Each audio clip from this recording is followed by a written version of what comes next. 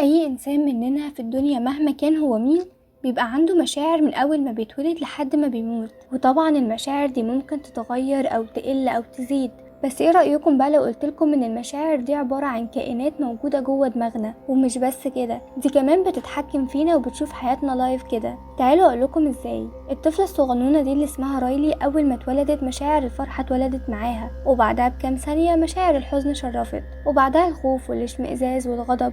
كل دول شايفين تفاصيل حياتها بعينيها، وكل واحد منهم بيقوم بدوره على حسب الموقف اللي بتتعرض ليه من خلال جهاز التحكم. يعني مثلا على سبيل المثال، معروف ان اغلب الاطفال ما بتحبش البروكلي، فلما رايلي باباها حاول ياكله لها مشاعر الاشمئزاز مسكت جهاز التحكم، وده عشان تبين لها انها قرفانه منه. والغضب كمان خلاها تصيح، وبعدها على طول المشاعر دي اتحولت لذكريات في دماغ رايلي، بحيث ان كل ذكرى اخدت نفس لون المشاعر اللي اتكونت بسببها. حد هيجي يقول لي طب ليه الذكريات دي كلها لازمتها ايه؟ يعني ما كده كده اغلبها بتتنسي. هقول لكم ايوه، بس فرح بتقول لنا ان في ذكريات معينه بيسموها الذكريات المركزيه، ودي بتكون عباره عن موقف حلو قوي اثر في حياتنا لدرجه انه كون شخصيتنا وخلى كل بني ادم يتميز عن غيره، واللي عملوها في الفيلم على هيئه جزر، زي مثلا جزيره الصداقه والعيله والامانه والهوكي والضحك. بالنسبه طبعا لشخصيه رايلي، المهم ان رايلي حياتها كانت ماشيه زي الفل، والفرحه مسيطره على الوضع جدا، لحد ما للأسف عزلوا البيت الجديد،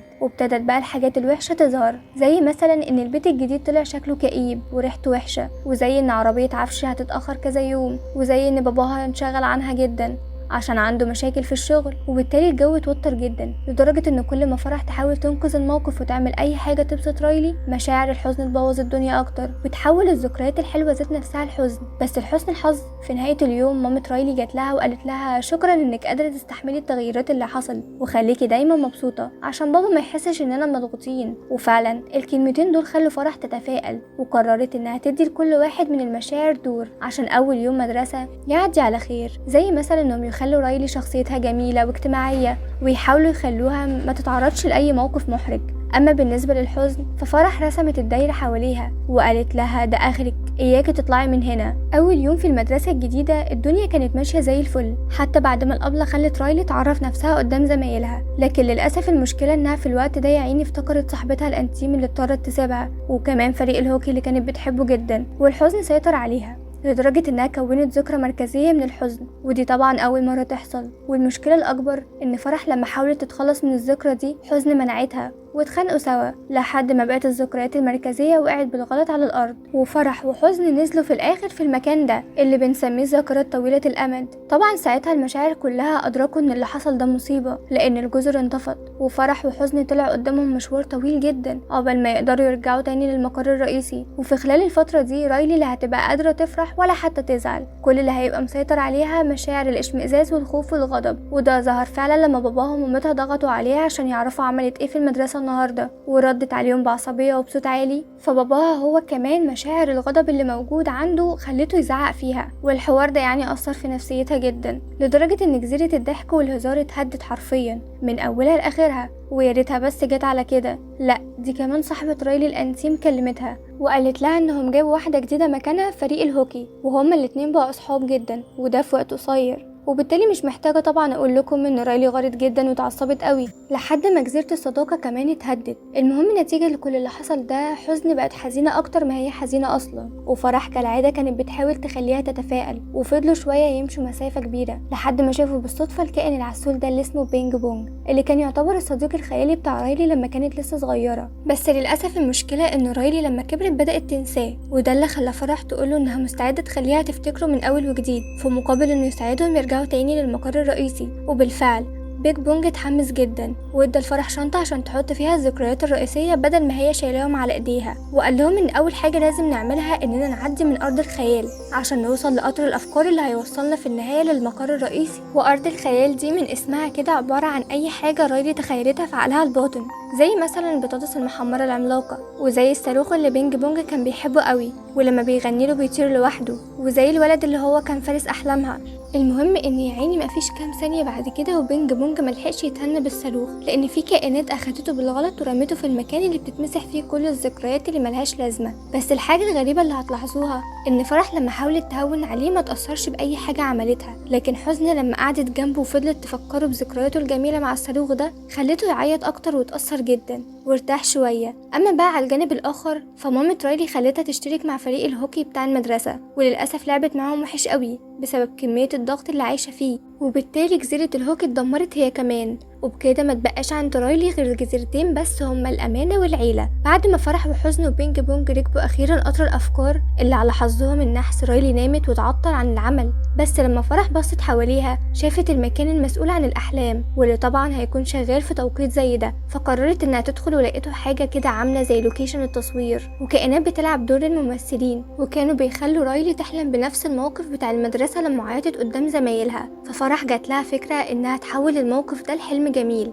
عشان تخلي رايلي تصحى والقطر يشتغل، في حين ان حزن كانت شايفه انهم لو قلبوه كابوس هيكون احسن. لكن في النهايه كلام فرح هو اللي مشي وفكرتها طبعا فشلت، والجو اتوتر جدا لحد ما في الاخر حراس الامن طردوهم بره ورموا بينج بونج في اللاوعي. طبعا حزن وفرح دخلوا وراه عشان ينقذوه واكتشفوا ان المكان ده فيه كل الحاجات اللي رايلي بتخاف منها، وساعتها فرح وافقت على فكرة حزن بانهم يخلوا رايلي تحلم بكابوس، وده عن طريق انهم ضربوا الاراجوز في مناخيره عشان يخلوه يجري وراهم لحد ما دخلوا لوكيشن التصوير، ورايلي صحيت من النوم وبالتالي القطر اشتغل وركبوه على طول عشان يوصلوا بقى للمقر الرئيسي. بس للاسف كالعاده الحلو ما بيكملش، الاشمئزاز والخوف والغضب ما كانوش قادرين يستحملوا كميه الضغط النفسي اللي رايلي بتتعرض ليه، وده من ساعه ما هي عزلت من البيت، فخلوها تفكر انها تهرب من البيت، وكمان سرقت الفيزا بتاعت مامتها. وبالتالي على الجانب الاخر جزيره الامانه اتدمرت هي كمان ومعاها قطر الافكار، وما تبقاش غير جزيره العيله اللي كانت على وشك انها كمان تتدمر. وفي اللحظه دي فرح بصت حواليها وشافت انبوبه التذكر اللي ممكن توصلها على طول للمقر الرئيسي،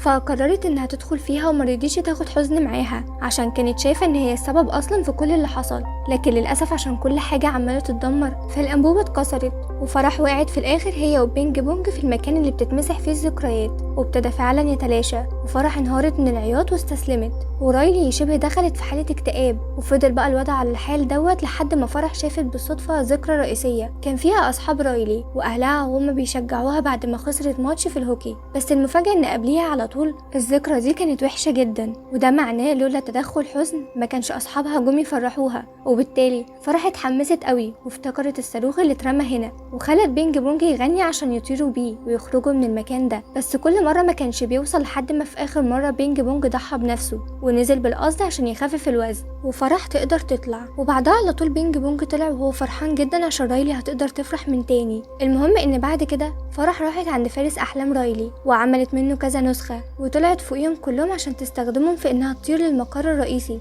واخدت حزن معاها ولبسه في الاخر في الازاز اللي من بره. بس الاشمئزاز اتعصب جدا وغضب لحد ما طلع نار من دماغه وكسر الازاز، وبعد ما دخلوا فرح خلت حزن تقف على جهاز التحكم واديتها بنفسها كل الذكريات الرئيسيه عشان بعدها رايلي تقرر انها ترجع تاني للبيت، واعتذرت لباباها ومامتها وحكت لهم على كل اللي حصل، وبعدين حضنوها وساعتها فرحت جدا وارتاحت قوي كأنها ما كانتش محتاجه طول الفتره اللي فاتت دي غير انها تعيط وبس عشان تعرف تخرج اللي في قلبها، وعشان عادي جدا انها تبين للي حواليها انها تعبت ومحتاجة للمساعدة، وتعيط عشان تعرف تصاحب ناس جديدة وترجع تاني للهوكي وتكون جزر اكتر وتقدر تقف على رجليها من اول وجديد. وبكده نكون وصلنا لنهاية فيلمنا. ما تنساش لو عجبك الفيلم تعمل لايك وتشترك في القناة لو لسه ما اشتركتش، وتفعل زر الجرس عشان يوصلك اشعار بكل افلامنا الجديدة. يلا اشوفكم على خير في فيلم جديد. سلام.